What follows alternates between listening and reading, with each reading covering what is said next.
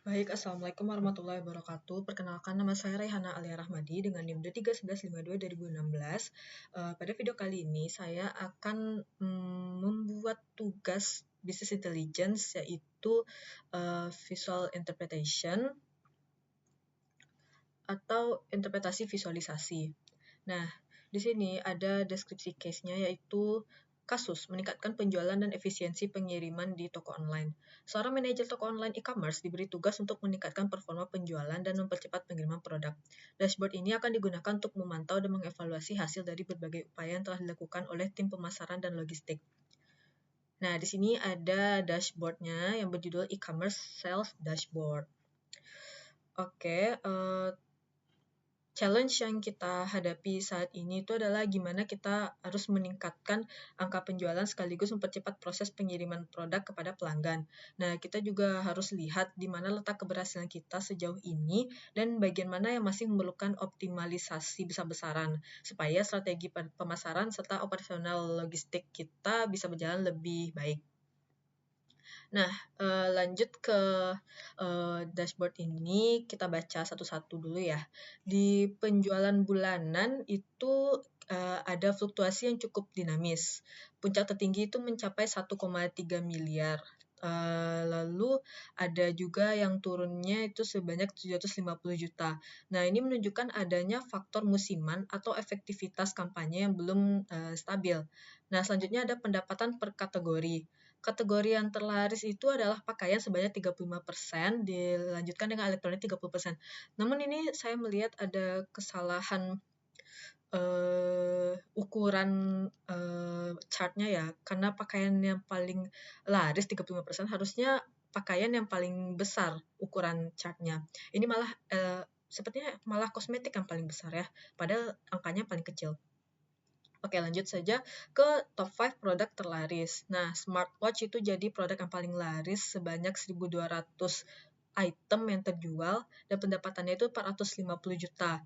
Disusul dengan sneakers, tas kulit, headphone, dan terakhir jam tangan. Terus ada juga status pengiriman. Saat ini pesanan sudah terkirim sebanyak 55%. Lalu yang pending 30%, mungkin sedang di masa transit, dan ada yang gagal 15%.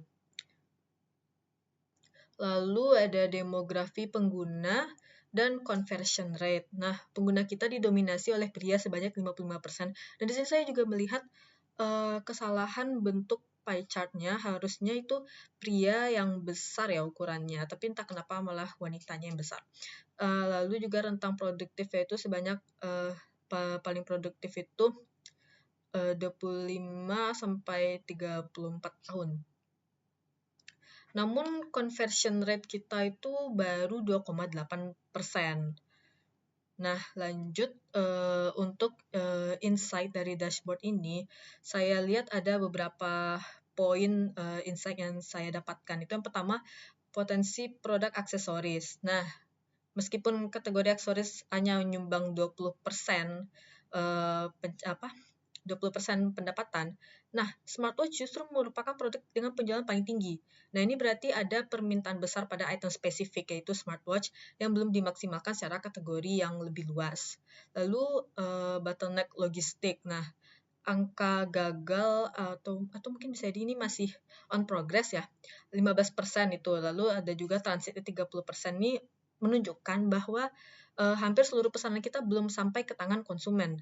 Nah, ini nih hambatan utama bagi kepuasan pelanggan. Lalu yang ketiga, yang terakhir itu ada rendahnya konversi. Itu baru 2,8% ya.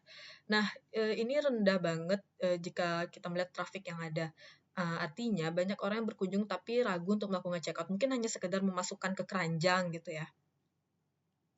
Nah, solusi saya mungkin kita harus meluncurkan kampanye antara kategori pakaian dan aksesoris seperti smartwatch itu untuk menaikkan nilai transaksi.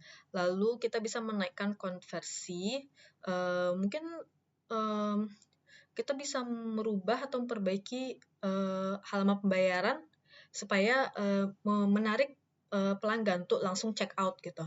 Lalu yang terakhir itu efisiensi logistiknya. Kita harus evaluasi kurir ekspedisi pada area dengan status pending tertinggi agar pengiriman cepat itu bukan sekedar kata-kata doang, tapi bisa direalisasikan gitu, tapi kenyataan. Nah, mungkin itu saja analisis saya terkait dashboard e-commerce sales ini. Mohon maaf apabila ada kesalahan. Assalamualaikum warahmatullahi wabarakatuh.